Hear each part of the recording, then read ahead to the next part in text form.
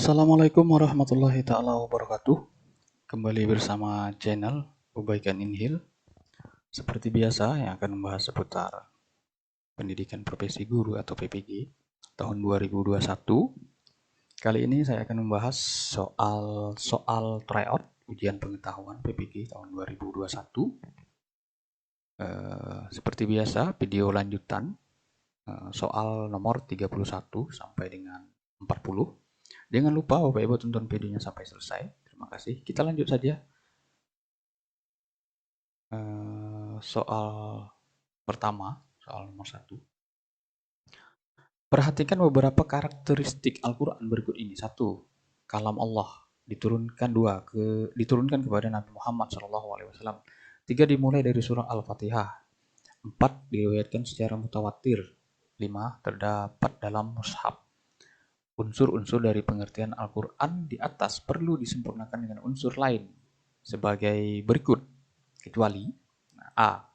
Berbahasa Arab Quraisy, B. Beribadah membacanya, C. Melalui perantara malaikat Jibril, D. Diakhiri dengan surat Al-Nas, ini bukan Al-Nas, E. Semua benar. Jawabannya A. Berbahasa Arab. Berikutnya soal nomor 32.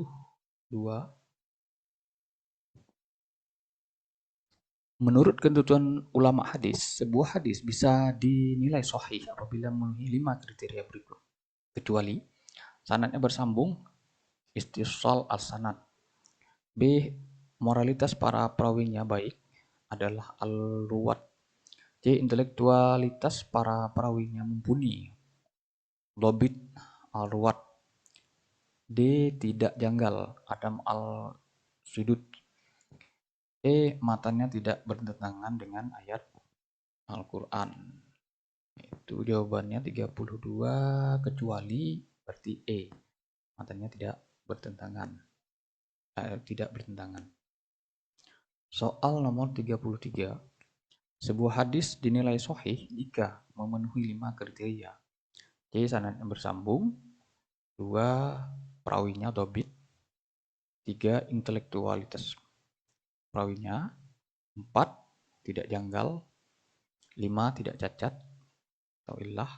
Meskipun demikian, keberadaan setiap kriteria memiliki pengaruh yang berbeda terhadap kualitas hadis. Jika semua kriteria terpenuhi, maka kualitas hadis adalah sahih. Namun jika kriteria sanadnya terputus atau didapati perawinya yang benar-benar lemah atau terdapat kejanggalan maupun kecacatan, maka kualitas hadisnya dapat turun menjadi A. Hasan, B. Dhaif, C. Maudhu, D. Jawaban A dan B benar, E. Jawaban B dan C benar. Jawabannya adalah E. Jawaban B dan C. E jawabannya. Soal nomor 34. Al-Quran Surah Al-Ma'idah ayat 38 menyatakan, Adapun orang laki-laki maupun perempuan yang mencuri, potonglah tangan keduanya sebagai balasan atas perbuatan yang mereka lakukan dan sebagai siksaan dari Allah. Dan Allah Maha Perkasa, Maha Bijaksana. Dalam hal ini terdapat riwayat hadis yang menyatakan bahwa Rasulullah SAW didatangi seorang yang membawa pencuri, maka beliau memotong tangan pencuri tersebut dari pergelangan tangan. Hadis ini memainkan fungsinya sebagai A. Bayan takrir, B. Bayan tasyiri, C. Bayan tafsir, D. Bayan nas, E. Bayan takkid. Jawabannya A. Bayan takrir, perbuatan yang dilakukan. Soal nomor 35. Sumber informasi yang digunakan untuk menjelaskan ayat-ayat Al-Quran adalah riwayat-riwayat yang dapat dipercaya, yang bersumber dari hadis Nabi Sallallahu Alaihi Wasallam. Maka para ulama menggunakan riwayat-riwayat tersebut sebagai sumber utama penafsirannya. Berikut ini adalah pendekatan penafsiran Al-Quran yang semuanya salah, kecuali A. Tafsir bil matsur, B. Tafsir bil matsur, C. Tafsir bil mazkur, D. Tafsir bil makul, E. Tafsir bil mastur. Jawabannya adalah soal nomor 35, B. Tafsir bil matsur. Soal nomor 36, tafsir Isyari adalah suatu upaya untuk menjelaskan kandungan Al-Quran dengan mentakwilkan ayat-ayat sesuai syarat yang tersirat dengan tanpa mengingkari yang tersurat atau zahir ayat. Berikut ini merupakan syarat-syarat diterima sebuah tafsir Isyari, kecuali A. Tidak bertentangan dengan makna lahir, B. Penafsirannya didukung oleh dalil-dalil syara', C. Penafsirannya tidak bertentangan dengan dalil syara', D. Tidak bertentangan dengan zaman para sahabat, E. Penafsirannya tidak terlalu jauh sehingga tidak ada hubungannya dengan lafaz.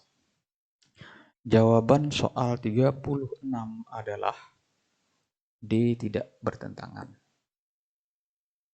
Soal nomor 37. Menafsirkan Al-Quran dengan cara mengambil sejumlah ayat Al-Quran, kemudian mengemukakan pendapat para ulama tafsir dan membandingkan kecenderungan para ulama tersebut. Kemudian mengambil kesimpulan dari hasil perbandingannya. Metode tersebut adalah A. Metode maudhu'i, B. Metode ijmali, C. Metode tahlili, D. Metode muqarin, E. Metode takriri. 37 jawabannya adalah metode muqarin. D jawaban. Soal nomor 38. Orang-orang mukmin bila hendak menafkahkan hartanya, janganlah memilah dan memilih, karena amalan tersebut harus berdasarkan keridhaan Allah tanpa tujuan lainnya. Pernyataan tersebut merupakan penafsiran dari mufassir A. Quraish Shihab, B. Gus Baha, C. Al-Maraghi, D. Said Kutub, E. Muhammad Abduh. 38 jawabannya adalah Said Kutub. Soal nomor 39. Salah satu sifat terpuji yang telah termaktub dalam Al-Quran ialah sifat ikhlas. Kata ikhlas merupakan kata serapan dari bahasa Arab yang secara istilah diartikan sebagai kejujuran hamba dalam keyakinan dan perbuatan yang ditujukan kepada Allah. Terdapat beberapa ayat Al-Quran yang membahas tentang ikhlas, diantaranya Al-Quran 36, Quran surah 36 ayat 37-38, Quran surat 40 ayat 40 dan 65, Quran surah 13 ayat 19 dan 24, Quran surah 34 ayat 32 dan 33, Quran surah 45 ayat 14 dan 20. Soal 39 jawabannya adalah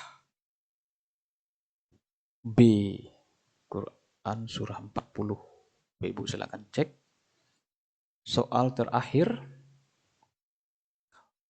Orang-orang mukmin ketika menafkahkan hartanya dimaksudkan hanya untuk mencari keridhaan Allah, bukan karena mengikuti hawa nafsu dan bukan pula karena tujuan lain.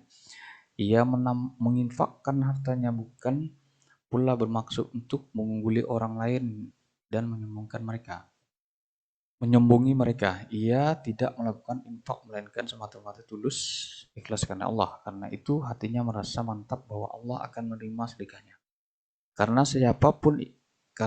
siapapun ia bersedekah, kepada siapapun ia bersedekah, hatinya percaya bahwa Allah akan memberi berkah pada harta sebab sedekahnya, dan ia percaya kebaikannya akan memulai kebaikan-kebaikan dari Allah Subhanahu wa taala, baik di dunia maupun akhirat.